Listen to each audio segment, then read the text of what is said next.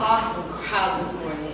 First of all, I'd like to thank you for inviting me to participate in today's activities. I really didn't know what to expect. It's the first Cafe Talks, but just looking out at how many individuals showed up this morning to hear and to listen to the array of speakers today, I want to say thank you for bringing your presence, and I hope that today I can invite you into a very critical and very creative conversation about how we can continue to cultivate cultural alliances, if you will. So, I'm Dr. Rachel Hastings, affectionately known around campus as Doc. I'm the advisor of the Black Student Union and Generational Voices. We do a lot of outreach. I'm a poet and a playwright, philosopher, and a parent of 2 children who currently have pink eye. So, when you combine all of that together, they're all very rich knowledge bases, and each of them, for me, leads to how I engage individuals in learning how to cultivate their own voices. In 2003, when I was teaching at Cal State Long Beach in their master's program, I started this activity. Actually, I adopted this activity from several of my colleagues called Build Your Own Culture. I was teaching intercultural communication. I was in my early 20s, so you can imagine at a 4-year university, I was walking into the classroom, students looked at me like, "You're my teacher?" And I was like, "No, I'm your professor. Not necessarily your teacher, but I'm your professor, and I have the knowledge to be able to help you grow. And even though you might be older than me, or you think you might know more than me, if we work together and honor each other's voices, both of us can learn from this experience." First thing I start off with all of my intercultural classes is that all of us already come in as intercultural communicators. All right, right here at Southwestern College, we know what it means to be intercultural. Would you agree? Yes. And come on, we're 7 miles from the border, right? We have the best of 2 worlds right here. And every day we're constantly merging up against difference between one another. The question is, how can we do this with a sense of joy? And maybe even a sense of justice, right? So I started this activity, Build Your Own Culture, and it was just, come on in on this particular day, we're going to talk about the definition of culture, and I'm going to put you into a couple of different groups. I'm going to ask you about these 3 or 4 different elements, and then we're going to interact with one another. And you got groups that said, well, we're going to live on the beach, and everybody's going to be over 200 pounds, and we're going to wear spandex, and we wake up in the morning and we're gurus, and they could do whatever they wanted. They could be in any context. I had groups that were in the air, so they were cloud people. I had groups that were underneath water, and they built these whole different civilizations that one day wasn't enough for me. As an instructor, I felt like we could go deeper to understand what it meant to be good citizens, be good cultural members, and to also understand how we interact with one another so that we could test and practice our strategies before we kind of mess up out in the real world, right? So a rehearsal for the revolution, as Auguste Bois might say. Right? So today I'm going to talk to you a little bit about my philosophy or my approach in the classroom to teaching intercultural communication. And this is called the critical creative approach. I'll break it down into the critical, the creative, and then the activity that we now have today in my online class for intercultural communication, which I've been calling Citizen. So let's talk first about the term critical. What do we think of when we hear the term critical? Criticism, judgment, a negative response to something. Usually it's a very top-down as opposed to empowering up different individuals. That's not what I'm talking about. That's not the type of critical that I'm using to be able to address or open conversation or dialogue with individuals. Rather, I'm using the definition that D. Soyini Madison uses in her book, Critical Ethnography, Method, Ethics, and Performance. And she says that the critical begins with an ethical responsibility to address processes of unfairness or injustice within a particular lived domain. So what does that mean? It means that when we think about the idea of ethical responsibility as educators and as researchers, we need to think about things like accountability, equity, fairness, voice, ownership. And these are concepts that are, as an instructor, even hard for us in terms of accountability. I'm thinking right now of students in terms of, oh, but I have this going on in my life, and I have this going on in my life. Can I turn that assignment in a little bit late? And I'm like, no, I have 2 children with pink eye. I have to hold you accountable to the deadline, right? And those kinds of conversations are sometimes very easy and sometimes very difficult depending on certain situations. In terms of equity, what exactly is fair? Is it treating all of the students the same in terms of only having one guideline, or recognizing that, maybe today I woke up and I didn't have breakfast, but the person next to me woke up and they had breakfast, and so when I give food out, do I give them both breakfast? Or do I start with the person who didn't have breakfast that day and then work from there, right? How do we understand the concept of equity, and then how do we actually co-create that with one another? Fairness, same concept. Voice, recognizing that all of us have a voice, that all of us have a subject that we represent, and that we have ownership over our own ideas, and we take accountability for that in ourselves. Those are the type of critical approaches that I'm talking about when we philosophize, if you will, about the ideas of this. Now, D.C. Madison specifically points to these qualities: a compelling sense of duty and commitment, based upon principles of human freedom and well-being, compassion for the suffering of others, a recognition that conditions for existence within a particular context are not as they could be for certain subjects, so that all of us might think we live and operate in the same conditions, but for some individuals they have a little bit more resources than others. And then an obligation towards changing conditions, towards greater freedom and equity. So we move the critical beyond just a simple judgment. Oh, I didn't necessarily like that. Into an action, or a call to action. I didn't like that, and so here is what I'm going to do about it. Okay? All of these qualities indicate a sense of action and a response to certain situations of social injustice.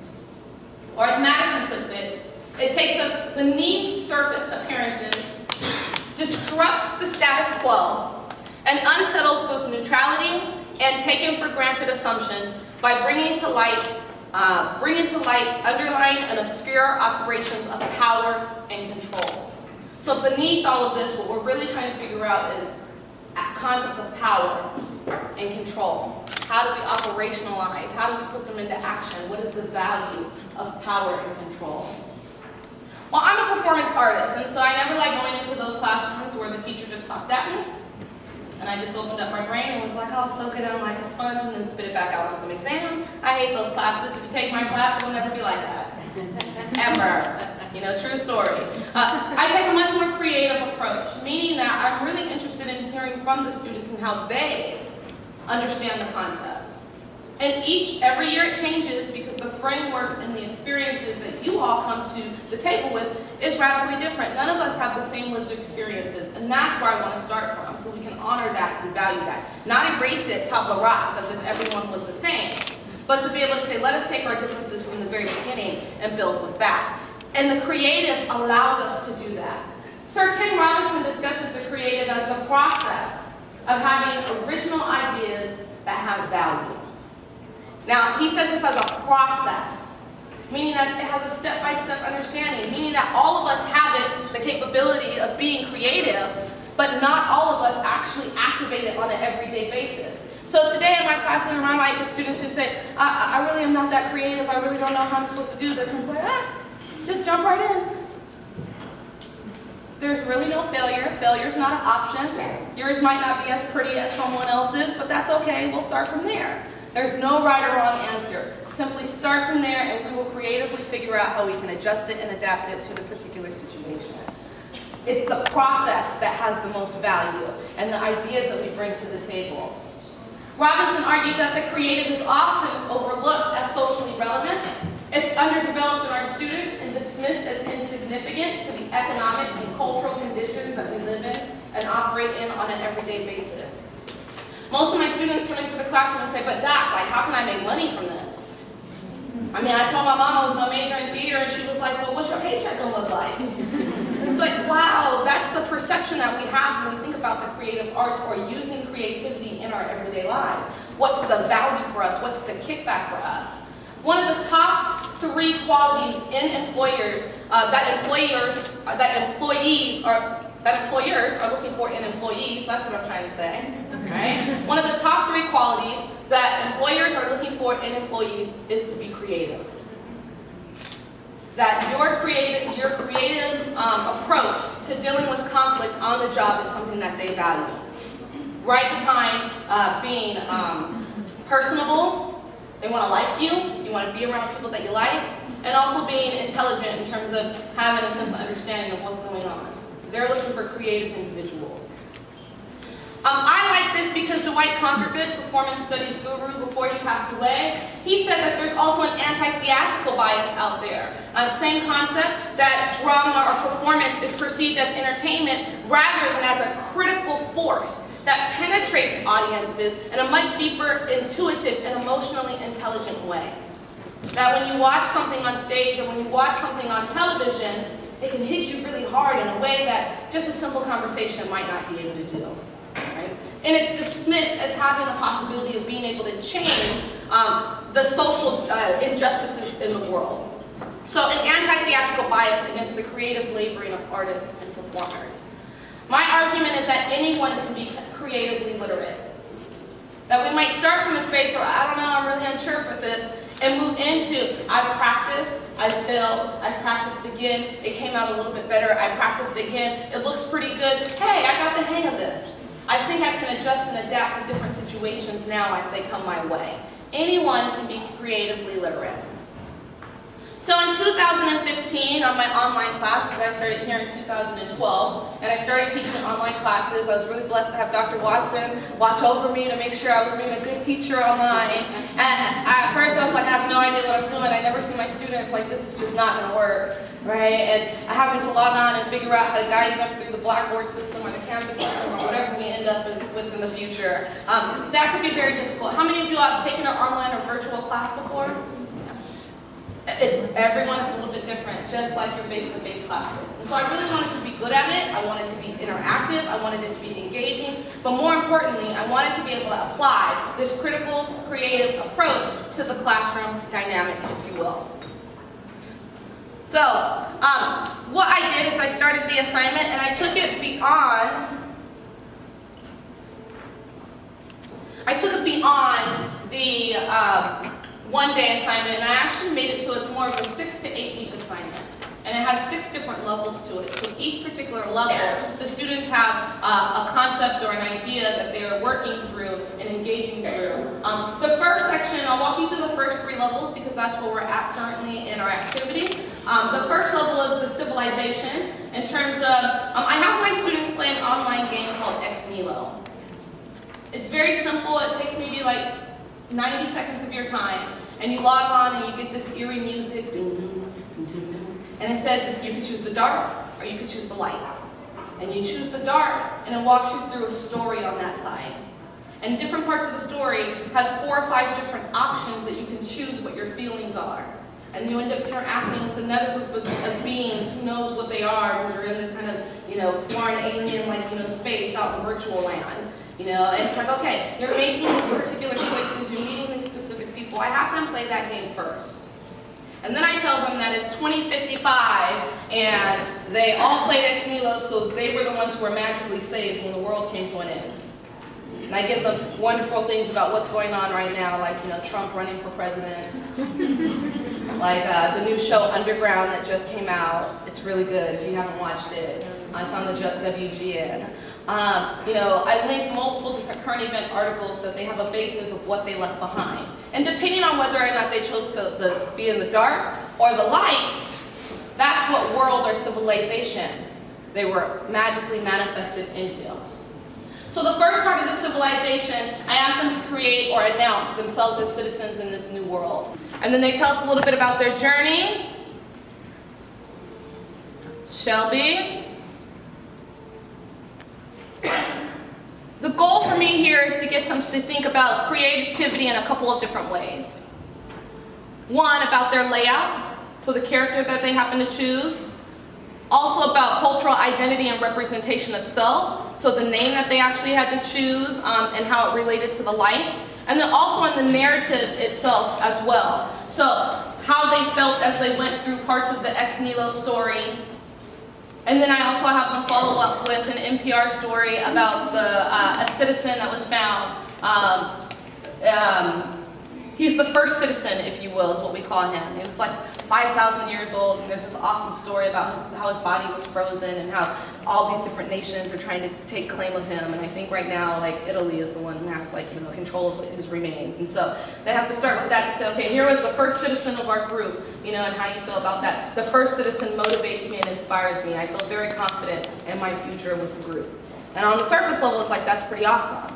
As a professor, I have to say, can you give me an example from the actual interview of the citizen that actually supports why you're actually inspired and why you feel very confident with the particular group, right? Like, why are you following this particular leader? And I also wanted them to think creatively about their layout. Some of these are not so pretty. Some of them are pretty awesome in terms of the photography. I love this one in terms of the character. Like, who doesn't want to have a body like that? She looks like warrior woman princess all over again. So people got to step into their self-empowerment. She also is taking another class with me, and so I was like, Deja, your character's body is banging, just so you know. You saw some students who are experts in experts when it came to the visual. I think this individual here, Fuji, did a fabulous job with the visuals. Like, whoa! She really paid attention to my instructions, which said the prettier it was, the better. It made me happy as an instructor to easily see visually how your character came through and the memories that they were able to archive and create with one another. Some who just used my layout, which is perfectly fine. So this was the first part of the citizen characters. And then the second part, I asked them to join together. If you could switch to the next slide for me, please. The second part I did after we had that fabulous interaction where I took them away from Mother Earth and then I threw them into this ex nihilo universe and said, you could build the dark civilization or you could build the light civilization. Okay, half of them went to the dark, half of them went to the light. It's an online class, so half of that half really didn't make it because they didn't turn in their work that week. But once they started to figure out where they were going to go, it's like, okay, after we got to our civilization, then what? Well, I told them, well, you have to figure out what nations you're going to be. So you can go north, or you can go south, or you can go east, or you can go west. But make sure you take a couple of people with you so you can settle with a group. And you can learn how to co-create the values and the norms that you want in that particular area.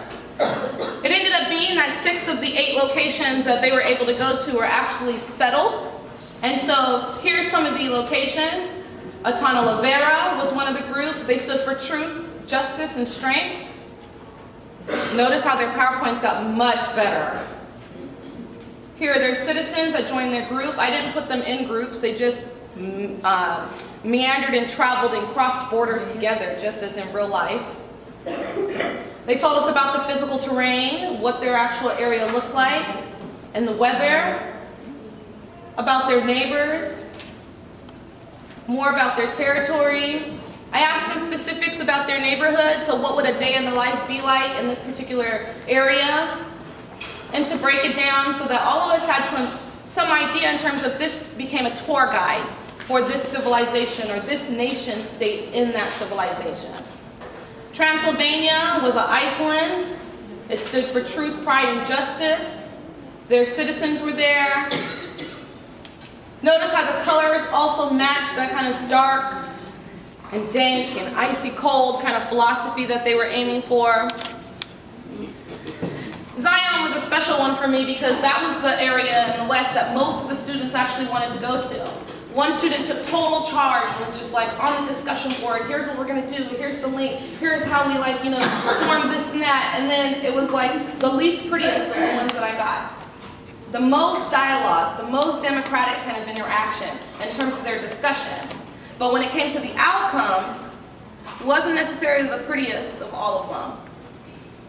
And also in their feedback, it was awesome because it was like some people were much more on top of it than others, and some people were turning their stuff in 5 minutes before deadline. And so, again, accountability and teaching individuals about how to be accountable to their particular nation as it was growing and developing. Some of them I didn't know whether or not they were, this was one of my favorites. Going back to Fuji, Fuji ended up being nominated as the president of her land.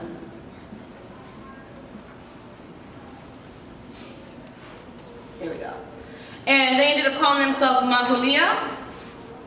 I think they had probably the most visually appealing of the group. Also, I think I just want to go back to being an islander and living on the islands.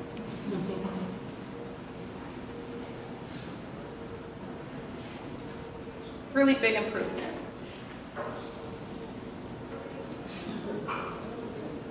Just seems peaceful, right? So far it's been really fun.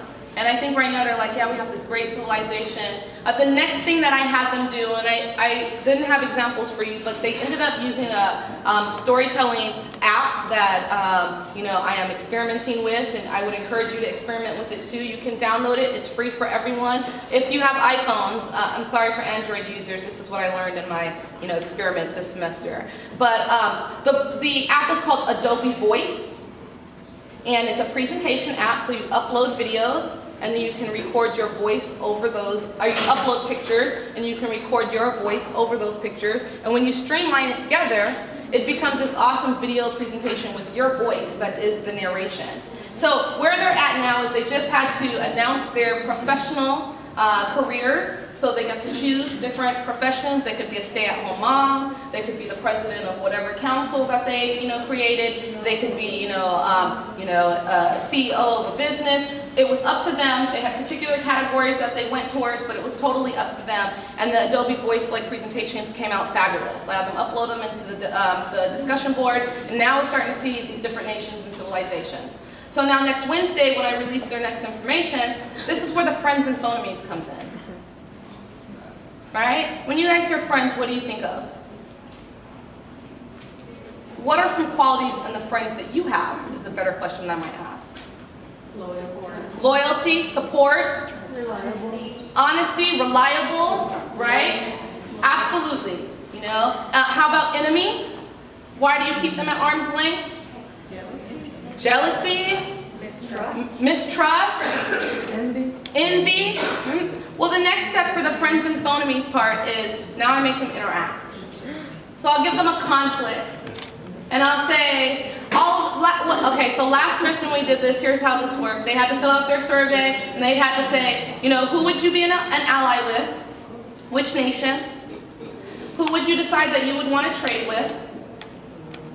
Who would you decide that you never want to have any type of interaction with, no type of conflict, period? And who would you attack? So, that's where they're at now. They're filling out that survey. And then the friends and phonemes part is I'll come back in and I'll say, so what ended up happening is this nation, based on their story, built this great big project, and it ended up polluting the waters of this particular nation. So now that nation, which depended on its waters because it was a primarily fish, farming and fish land, can no longer have fish available. So now they had to move diaspora and travel out to these other nations, and now they're displaced in their homelands. What do we do with those individuals? Go. Or magically ex nihilo had a second ship that just dropped off, and the two books that I had them read, Dirty Tears and Authors Anonymous, creates 50 new citizens. What do we do with them? What should be our immigration policies? What should be our policies when it comes to prisoners from another particular earthland? Do we give them a new chance, start them fresh, tabula rasa? Or do we say, no man, send them to this nation over here that's undeveloped and let them fear for themselves? Friends or phonemes, what are we going to be? How do we create alliances? How do we co-create opportunities? We can test our citizen relationships. That's kind of the place where I'm coming from in my teaching process. And I chose to work with college students for a reason. I wanted to have the good stuff. I can't use all the language that I want with kindergartners. I just can't. But this one, it's I can have, oh my goodness, we're kind of in a messed up situation. What would you do? How would you do it? How would you defend yourself? So I wanted to take a time today to say, if you have the opportunity to take my online communication class, this is what you'll be meeting. It's pretty fun and interactive, but more importantly, if you could also think about how you might be critical and creative in your own educational practices. This is not something that's limited to any age group or any type of particular context or cultural group. It's how do we think about acting with justice in mind in a creative way. So thank you again for having me. I'm really excited to be here. I hope the rest of the speakers, have a great time.